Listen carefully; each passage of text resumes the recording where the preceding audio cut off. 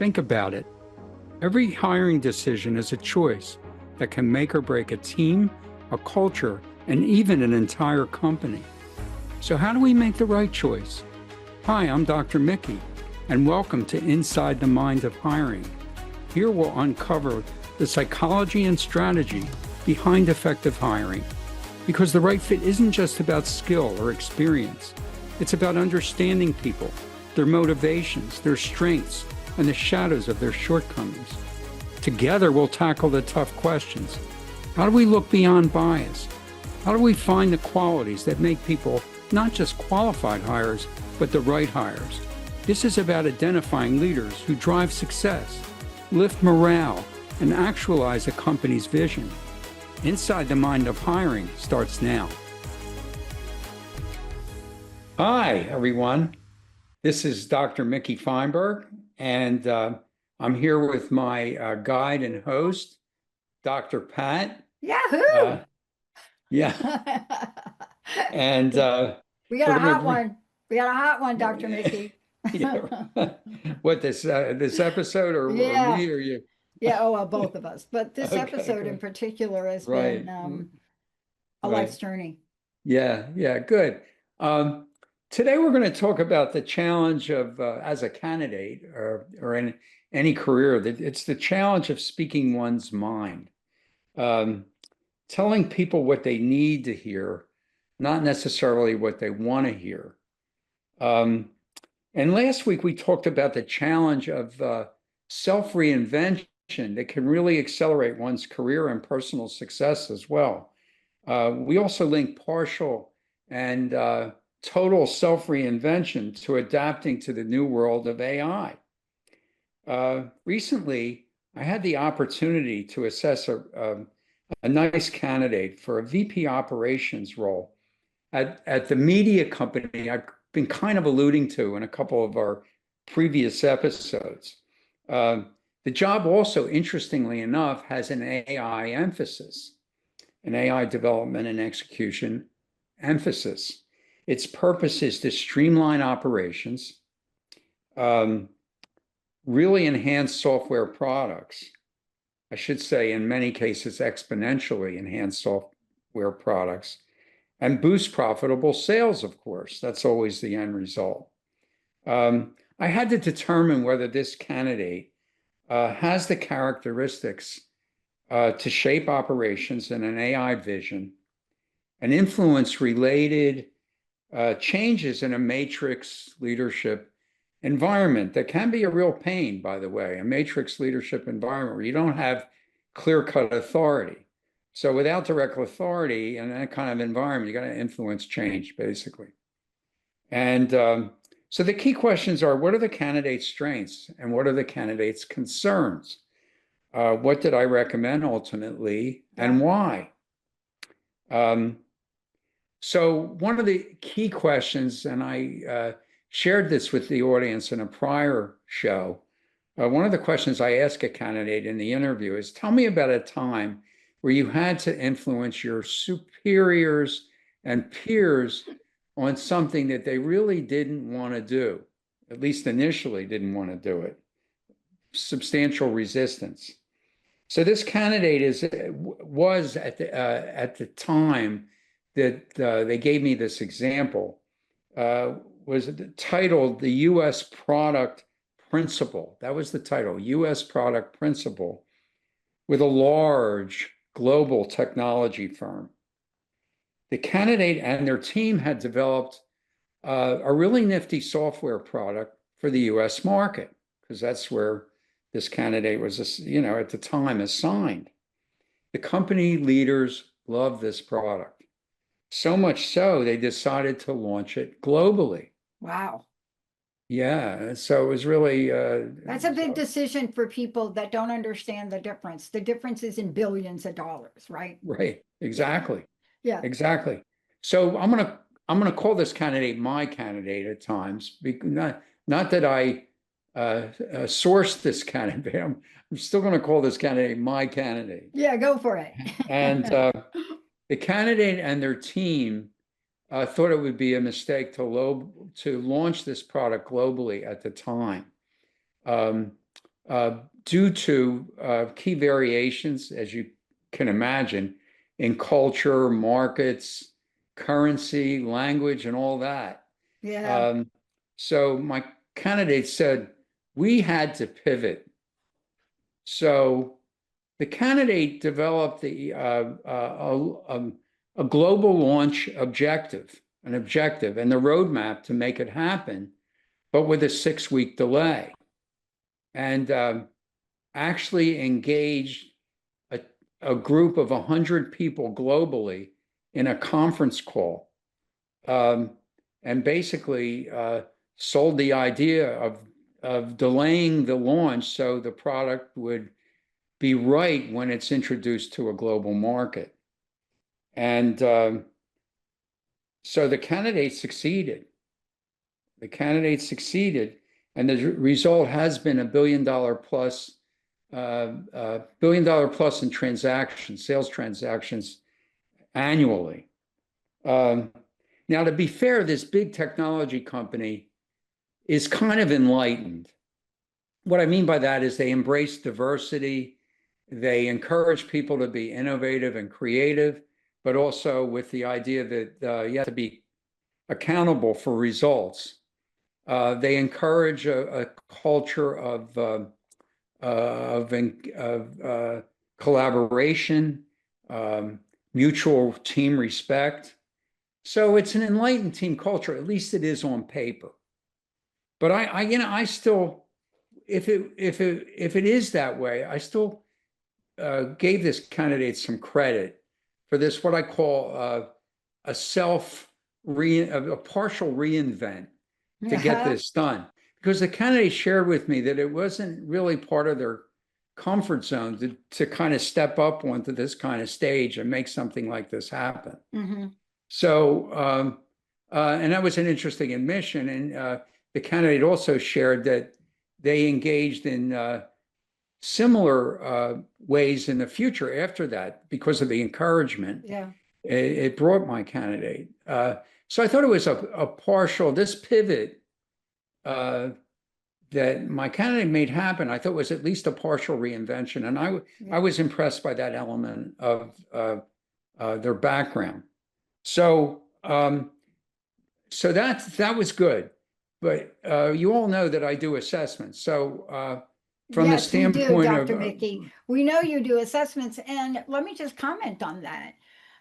For those of you that don't know who Dr. Mickey is, he's a lot of things, but one of the things I want to point out, the role that he plays in executive hiring has to be all encompassing. And what that means is both quantitative and qualitative, like we like to talk about it in research. But most of the time, we don't see that happen, or we don't see it happen well. The third thing I want to point out about Dr. Mickey, he's an objective third party. And what I mean by that is he does not work for the company. You understand? His job, which he is going to be held responsible for, is getting through everything we're about to talk about today, so that when Dr. Mickey says, I want to recommend ... for this job, it's more than a recommendation. It's his career, it's his reputation, it's his commitment and dedication to his client. And so assessments work. As a matter of fact, thanks to you, we have an assessment here on the team that we have not given our producers yet. Oh, okay. But we're going to do it. And Great. It's a learning assessment. Because what you pointed out as you continue to tell this story, let's talk about what you discovered, Dr. Mickey, about that. Okay. So along with that story about influence in this candidate's background, I also found what other aspects of the interview said and formal testing. I found that this candidate was definitely clearly qualified experientially, for sure. Strong practical and tactical intellect. Really competitive, solidly competitive, conceptual and strategic smarts as well. Important for a senior executive. Strong intellectual curiosity and drive. Real learner, this candidate. solid physical octane and energy or energy, strong results orientation and rather decisive, blends imaginative and creative instincts with grounding in the pragmatics and a sensitivity regarding what's right for users and the customer. So good pragmatic grounding, but with an imaginative and creative nature. As implied by the background, should be direct with opinions, but can muster, according to the data, the finesse, empathy, and tolerance to engage others sufficiently in program development and execution for those purposes, so some good strengths on assessment. Now, key concerns.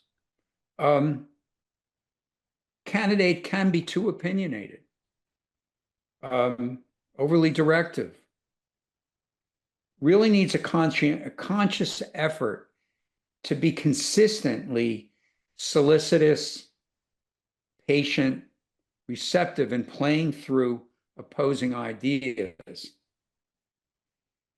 But paradoxically, it's interesting. The candidate was really concerned about political correctness, or is concerned about political correctness. So I didn't want that to relinquish the natural instincts or willingness to take charge and speak out. Interesting, like competing forces there. Okay, but under pressure, and when the candidate really feels, my candidate feels that something is important and real concerned about something, there's a tendency for that opinionated leaning to become a little more reactive and dogmatic under moderate to high pressure. Key concern. So wait, let me just be clear. That's just a lot of words there. Kind of sounds like me. Kind of sounds like me right there. Pull me out of my verbiage. Let's get real here. So what that means is, under pressure, this particular candidate may have an edge. Oh yeah. May come out of the gate like, oopsie, right? Kind of like Lee Iacocca. Hello, nobody remembers Lee, but I do. Right. Thank you, Lee. Right. You should come back from wherever you are. Come back down here and fix Chrysler. Right. Okay. So, but that's what you're talking about. Like, there's a moment in this person's concern bucket that says, pressure, they're going to react a little differently, correct? Is that what you're saying? Yeah. I mean, they associate accountability with getting things done. Yeah, there we go. Thank you. Yeah. So it's a task-focused nature. There's an assessment I remember, it's called task security.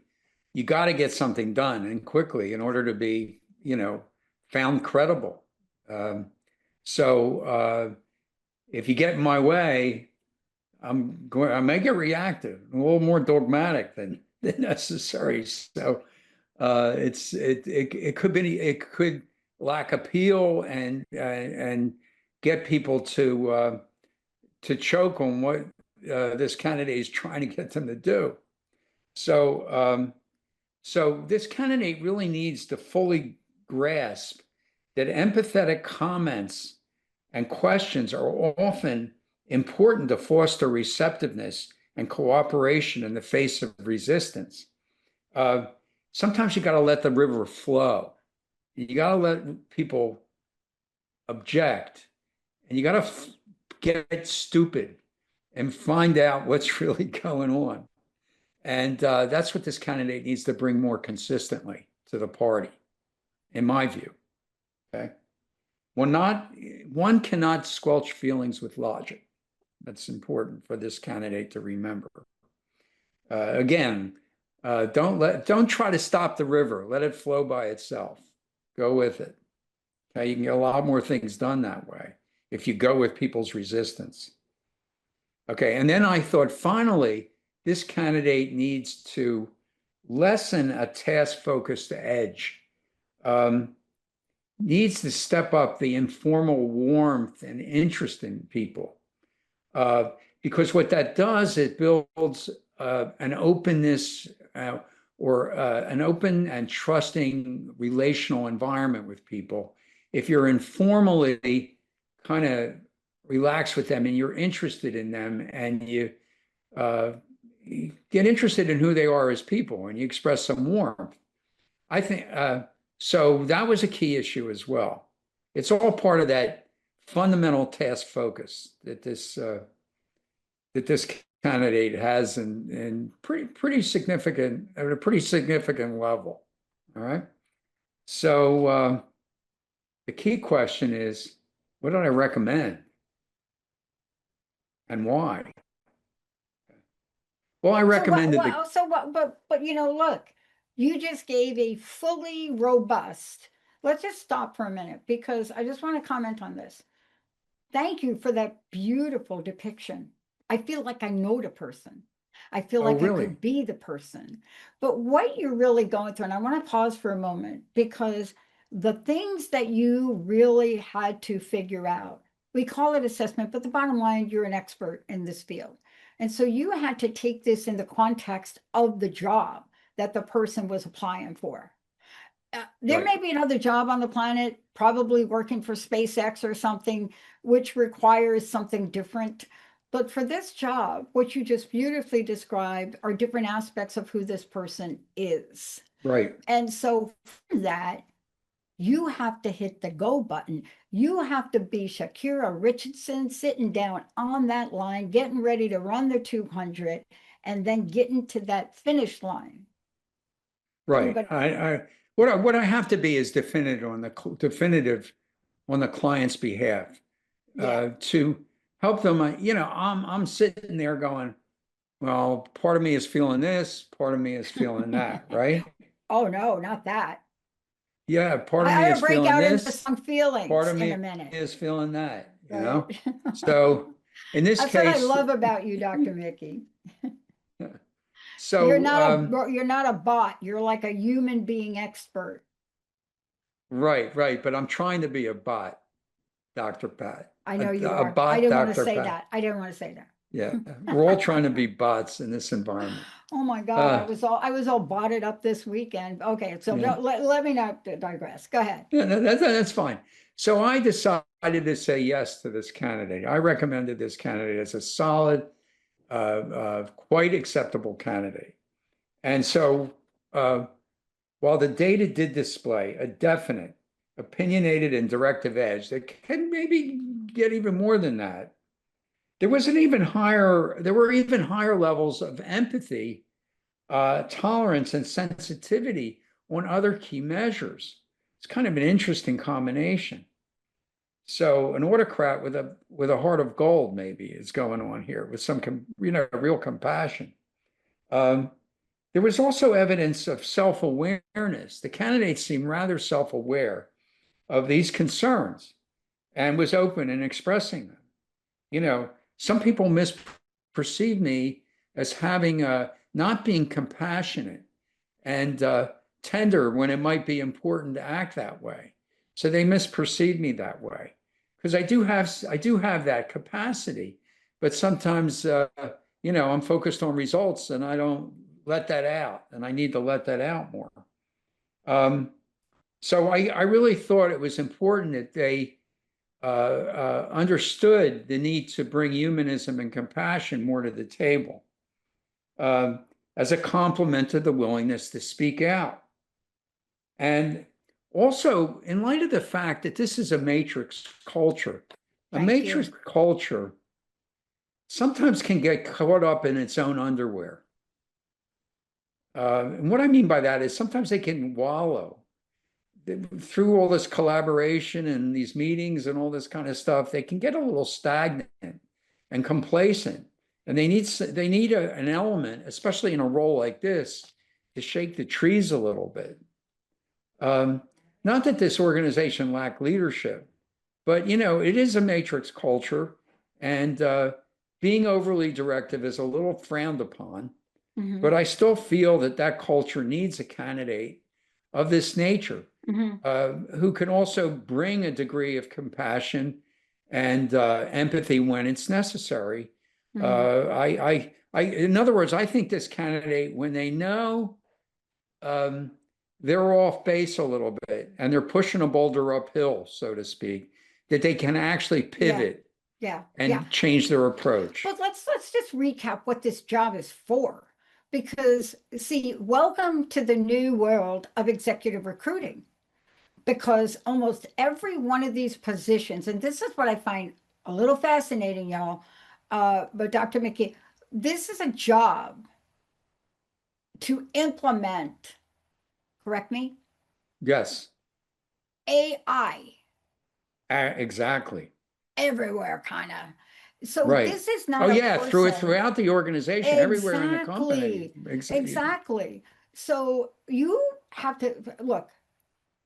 I wonder what we're going to do with the executives that are in these jobs that are clueless about what to do with AI. But you see, what you're doing is you're putting somebody in a position which can take the lead and change the future direction, profitability of this company, correct? Exactly. Did you, so They, did they, you they, did you select this person? well, I don't select anybody, Okay. Did unfortunately. you recommend this person? I did. I did, and the client selected this person. So That's I'm a happy. win-win, winner, winner, chicken dinner.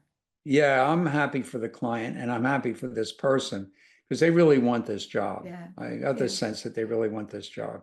Yeah. And I, the candidate is relocating from someplace in Florida to someplace in Pennsylvania Ugh, to be, to be, to no, be. Yeah, it's okay. It's I don't okay. even want to get to the weather differences in the Ah, winter, it's but okay. Uh, yeah, but they don't care about that. They really want the job. They really see yeah, how they can make a difference. right, So in exactly. the few minutes we have left, let's just get into a little bit more details about this because I just want to be clear to people. First of all, how do they find out more about you, Dr. Mickey? Because what you're doing, and it's so important that I don't even understand the conundrum that we're going to have to overcome with executives in place that don't have the kind of skills you just described. But let's talk about how people can find you, how you work with other organizations, right? Because we Yeah. cannot fool around anymore at the level of technology, right? So how do people find out about you? Well, they can look me up, my website, uh, www.deltaconsultants.com. They can look me up on LinkedIn, Dr. Mickey Fineberg, and Fineberg is Fineberg. And gee, you can email me at Mickey, Mickey, at deltaconsultants.com. Uh, I like to have exploratory conversations with people where I can actually help them without getting paid. It's okay.